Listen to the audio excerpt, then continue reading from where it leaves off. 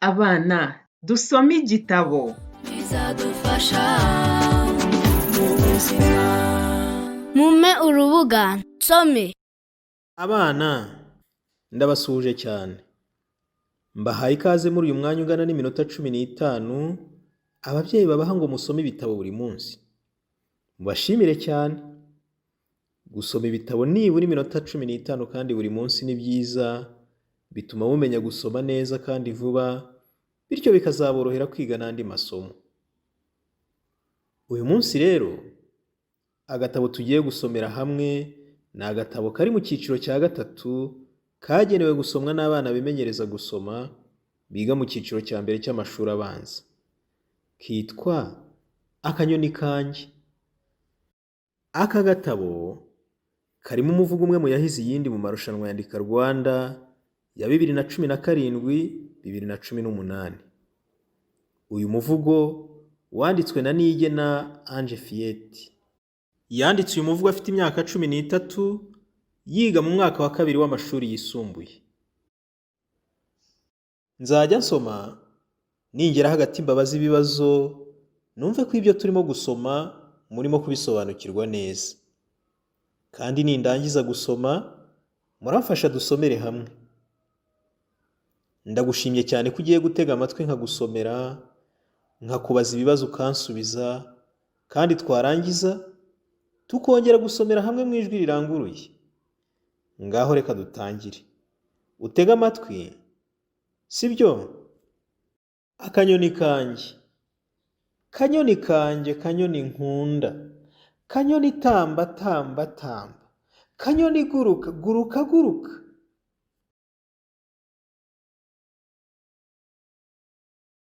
Kanyoni gatatse amabara meza. Kanyoni garuka unsange dukine.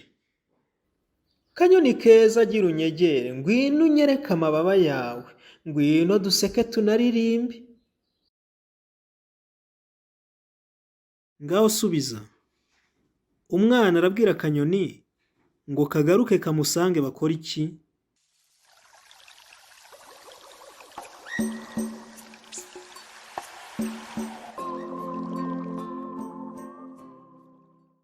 Twasomye ngo kagaruke kamusange bakine.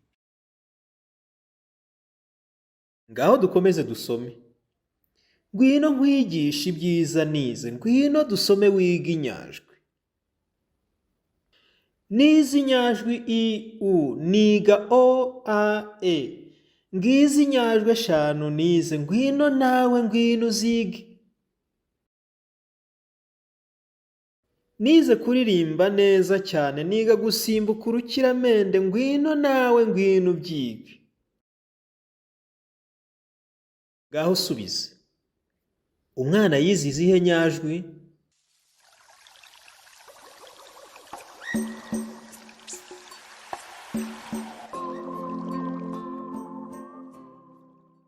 Twabonye ngo yize inyajwi i, u, aniga o, a, e. Nanone dukomeze dusome. Nize amabara meza utazi, niga umutuku niga umukara, niga icyatsi niga ubururu. Ngwino unsange ngwino yewe, ngwino dukine mabigibigi. Ngwino wiga ibindi nize, ngwino dusome wiga ingombajwi, nawe uzandikira inshuti zawe. Ngaho subiza. Nuwuhe mukino wavuzwe?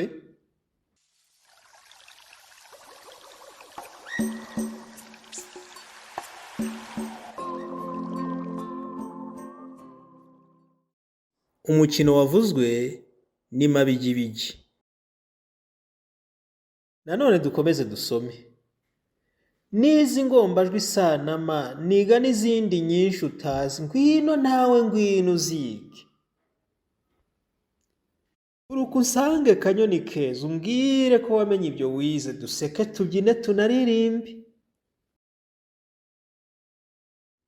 Dore utunyugunyugu kanyoni keza, dore n'utuyuki turi guhova, tugize ibyiza by'ini wacu. ngwino ngwino nkujyane iwacu nkuzimanira amata dutaramane dutekanye. Ngaho subize. Sa na ma twasomye ngo ni iki?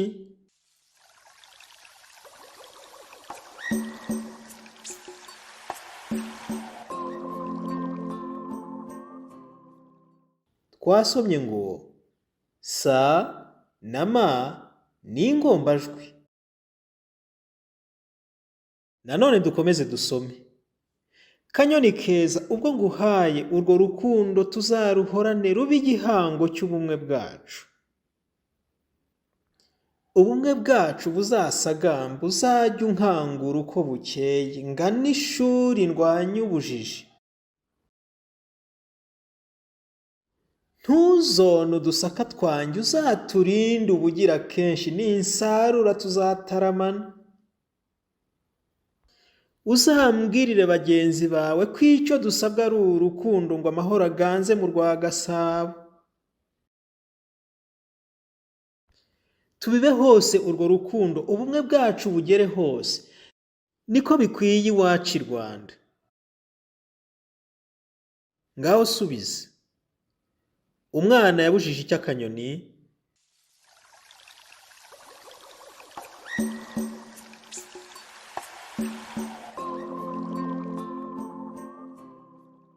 Twasomye ngo yakabujije kuzona udusaka twe. Ngaho noneho dusubiremo iyi nkuru yose tudahagarara, kandi nawe umfashe dusome mu ijwi riranguruye, sibyo? Akanyoni kange, kanyoni kange, kanyoni nkunda, kanyoni tamba tamba tamba, kanyoni guruka guruka guruka, kanyoni gatatse amabara meza, kanyoni garuka unsange dukine. Kanyoni keza gira unyegere, ngwino unyereke amababa yawe, ngwino duseke tunaririmbe.